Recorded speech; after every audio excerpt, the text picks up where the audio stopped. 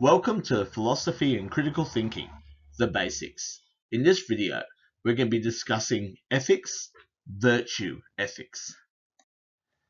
In philosophy, there are many forms of virtue ethics, but the kind of virtue ethics we'll be discussing today is what's called an Aristotelian virtue ethics, which comes from the ancient philosopher Aristotle.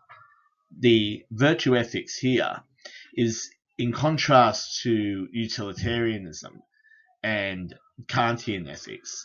Instead of focusing on what someone should do by their actions, we're focusing more on the character of the person, not the actions themselves. When we look at the actions someone does, their behavior, it informs us about their character. And in virtue ethics, what we're aiming for is a virtuous character as opposed to a vicious character. Aristotle wanted people to be more virtuous than vicious because he believed this would bring us to a world of eudaimonia. His word for basically human flourishing. That's not the exact definition. The exact definition isn't entirely agreed upon. They're trying to translate it from ancient Greece, but generally speaking, it means human flourishing. So generally, this means that if you have more virtuous people in the world than vicious people, you'll bring about a world of more human flourishing.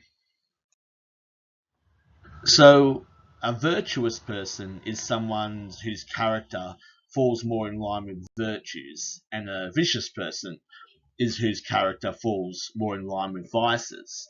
So what is a virtue and what is a vice? Aristotle saw virtues as the mean between two extreme kinds of behavior, whereas a vice would be those opposing extreme kinds of behavior. So you'd have one extreme kind of behavior, that's a vice.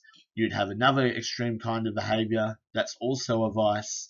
And the behavior that sits in between those two extreme behaviors is the virtue. The example that many people use when explaining this kind of virtue ethics is the idea of courage.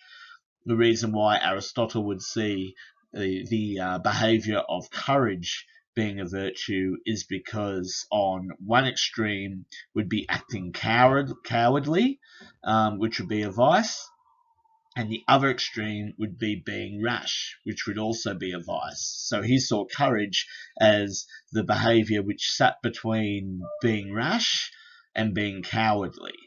An example of this would be, say, a soldier. The soldier who does his duty and obeys his orders, even though there's going to be some risk to him, it is seen as courageous.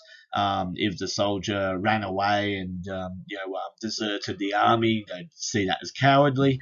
And if he disobeyed the orders to the degree where he would charge in when he didn't need to, and kind of act in a way which would probably get him killed at no benefit to his fellow soldiers, they'd say his behaviour would be rash. So this is an idea of how courage is a virtue due to it being the mean between being cowardly and being rashful. If you want more information, you can go onto the website www.philosophycriticalthinking.com, or you can purchase the book 12 Theories of Human Nature, which will have a part dedicated to Aristotle and his virtue ethics, which you can find in the description below. Next video is going to be talking about the philosophy of justice, and we're going to focus on two philosophers regarding justice, John Rawls and Robert Nozick. If you want to stay in tune for that, please subscribe and click the bell. Thanks.